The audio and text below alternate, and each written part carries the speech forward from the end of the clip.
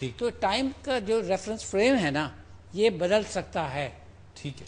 ماضی مستقبل بن سکتا ہے, مستقبل ماضی بھی بن سکتا ہے. ٹھیک ہے. اور یہ جو خاص طور پہ جو ورم ہول والی بات ہے جو ہم نے سیب میں یہ کرا, تو یعنی جس طرح فہد کہہ رہے تھے کہ یہ تو اب سائنس ثابت کر رہی ہے کہ یہ بدل سکتا ہے. ٹائم بدل سکتا ہے. آپ ماضی میں جا سکتے ہیں جی ہاں, یکلخت, اور آپ مستقبل میں بھی جا سکتے جا ہیں. سکتے ہیں. ناظرین, ڈسکشن جاری ہے. It's a very interesting discussion. ایک وقفہ ہمیں لینا ہے, ہمارے ساتھ ہی رہیے.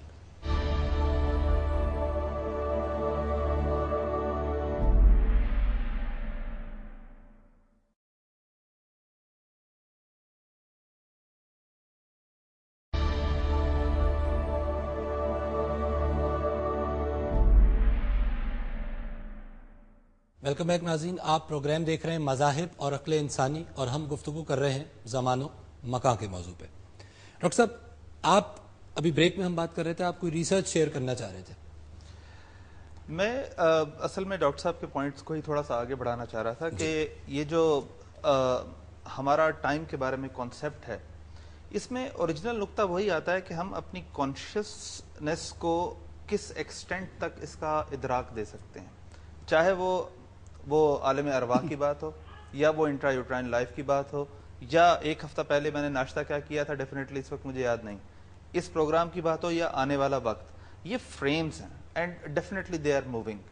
اور آنے والا مستقبل ہمارا ڈیفینیٹلی ایک دو دن کے بعد حال ہے, وہی حال پھر ہمارا ماضی ہے. تو جس چیز کو ہم ریئلی فکس کرتے ہیں that something has been passed, it is passed, it is not actually passed. ٹھیک, وہ ہمارے پرسپشن. اچھا, میں آپ کی توجہ, since you are a medical practitioner, ایک کرونو بایولوجی ایک علم ہے آج کی دنیا میں ناظرین, اور کرونو بایولوجی انسان کے جسم کے اندر جو حیاتیاتی تغیرات یا جو بایولوجیکل چینجز ہو رہی ہیں, یہ علم ان چینجز کو دیکھتا ہے, ان کو ریکارڈ کرتا ہے. اور بڑی انٹرسٹنگ بات ہے اس میں, ڈاکٹر صاحب ہماری مدد کیجیے گا.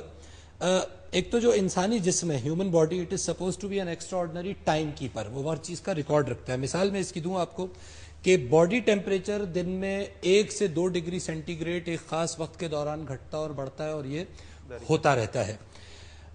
باڈی کے اندر HGH جو ہیومن گروتھ ہارمون ہے, اس کی سپلائی سب سے زیادہ سمر میں ہوتی ہے, اور یہی وجہ ہے کہ بچے سب سے زیادہ گرمیوں کے سیزن میں آپ دیکھتے ہیں کہ پرورش ان کی زیادہ ہوتی ہے, قد بڑھ جاتا ہے, جسامت میں تبدیلی آ جاتی ہے. اور جسم کے اندر ایک کیمیکل ہے ناظرین جس کو سیروٹونن کہا جاتا ہے, اور یہ وہ ہارمون ہے جو ریگولیٹ کرتا ہے آپ کے مزاج کو اور آپ کے سونے کی عادات کو. اور یہ ہارمون, ڈاکٹر صاحب ہمیں گائیڈ کیجئے کہ یہ بھی سال کے اندر ہم نے پڑھا ہے کہ یہ گھٹتا بڑھتا رہتا ہے, اور اس سے ہمارے موڈز چینج ہوتے ہیں. تو یہ تو باقاعدہ گھڑی والا نظام ہو گیا جسم کے اندر. میں اس میں یہ عرض کروں گا کہ ہمارے دماغ میں ایک چھوٹا سا گلینڈ لگا ہوا ہے, we call it as pineal gland, some book says it's pineal body, which is basically the time clock of the brain. اچھا, دماغ میں. ایگزیکٹلی. اس کی مثال ہم ایسے لے سکتے ہیں کہ فار ایگزامپل اگر ہمارے پاس اگلے 12 گھنٹے تک گھڑی نہ ہو اور ہم اسی جگہ بیٹھے رہیں, تو ہمارے دماغ کے اندر وہ ایک آٹومیٹک کلاک چل رہا ہے کہ اب صبح ہونے والی ہے, اب دوپہر ہونے والی ہے, اب شام ہونے والی ہے. سیروٹونن از ویری انٹرسٹنگ, اور اس وقت throughout world especially psychiatric disorder کے اندر سیروٹونن پر ایکسٹینسو ریسرچ ہو رہی ہے. اور جو اس وقت موسٹ سکسیسفل کلاس جو سائیکیٹرک ڈس آرڈر کو ٹریٹ کرتی ہے وہ SSRIs کہلاتی ہے, سلیکٹو سیروٹونن ری اپٹیک انہیبیٹرز. جو سیروٹونن کی ری اپٹیک کو, جو کہ اس کو ڈسوسیٹ کرتا ہے سینپسز میں اور اس کے افیکٹ کو ختم کرتا ہے, اس کی ری اپٹیک کو انہیبٹ کرتی ہے, اس کے افیکٹ کو بڑھاتی ہے, اور اس سے سائیکیٹرک ڈس آرڈر کی یہ بہت ہی فرسٹ لائن, یعنی آسان لفظوں میں نفسیاتی بیماریوں کے علاج کے لیے بھی اس انٹرنل کلاک کے اندرونی گھڑی کے میکینزم کو استعمال کیا جا رہا ہے. اچھا ناظرین, ظاہر ہے کیونکہ ہمارے پاس وقت مختصر ہوتا ہے, اور یہ ڈسکشن تو ایسا ہے کہ اس میں ہم گھنٹوں یا شاید دنوں بات کرتے رہیں تو ناکافی ہے, لیکن ایک پوائنٹ میں ضرور پیش کرنا چاہوں گا کہ آپ نے اکثر غور کیا ہوگا کہ جب ہم کسی خاص کیفیت میں ہوتے ہیں, جب ہم پہ خاص کوئی خدا نخواستہ مصیبت کا وقت آیا ہوتا ہے, تو ہمیں ایسا لگتا ہے کہ وہ وقت بہت دیر میں گزر رہا ہے, اور نارمل حالت میں وہ وقت بہت جلدی گزر جاتا ہے. ایک ایگزامپل ہے, اور ایک ویڈیو بھی آپ اپنی اسکرین پہ اس حوالے سے دیکھ رہے ہیں کہ میجر رس اسٹامبرگ تھے، یو ایس نیوی کے ٹیسٹ پائلٹ تھے 1980s میں. ان کا جہاز جو تھا وہ کریش ہو گیا، تباہ ہو گیا، اور ان کے پاس جب انہوں نے اندازہ لگایا کہ یہ کریش ہونے والا ہے، انہوں نے اپنی سیٹ کو ایجیکٹ کیا اور ان کے پاس ٹوٹل 8 سیکنڈ تھے اس کام کو کرنے کے لیے. یہ ان کی سیٹ ایجیکٹ ہو گئی، یہ بچ گئے، جہاز کریش ہو گیا. جو حیرت انگیز بات ہے وہ یہ ہے کہ جب انہوں نے بعد میں انٹرویو دیا تو انہوں نے بتایا، پہلے تو بات یہ ہے کہ انہوں نے اس 8 سیکنڈ میں جو کچھ ہوا اس کو بیان کرنے میں ڈاکٹر صاحب 45 منٹ لیے. دس از ویری اسٹرینج. 8 سیکنڈ میں جو کچھ ہوا آپ اس کو 8 ہی سیکنڈ میں بیان کر دیتے.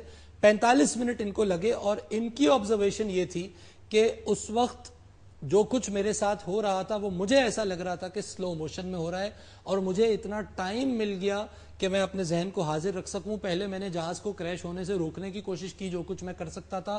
جب وہ نہیں ہو پایا تو پھر میرے ذہن نے مجھے بتایا کہ اب یہ جہاز نہیں بچے گا، لہٰذا آپ سیٹ کو ایجیکٹ کر دیجئے. لہٰذا میں نے سیٹ کو ایجیکٹ کیا اور اس کے بعد میں جہاز سے باہر آ گیا. اور جب میں باہر آیا تو میں نے اپنے اس پلین کو ہوا میں ہی کریش ہوتے ہوئے اور زمین پہ نیچے جاتے ہوئے اور گرتے ہوئے دیکھا. یہ سب کچھ 8 سیکنڈ میں ہوا.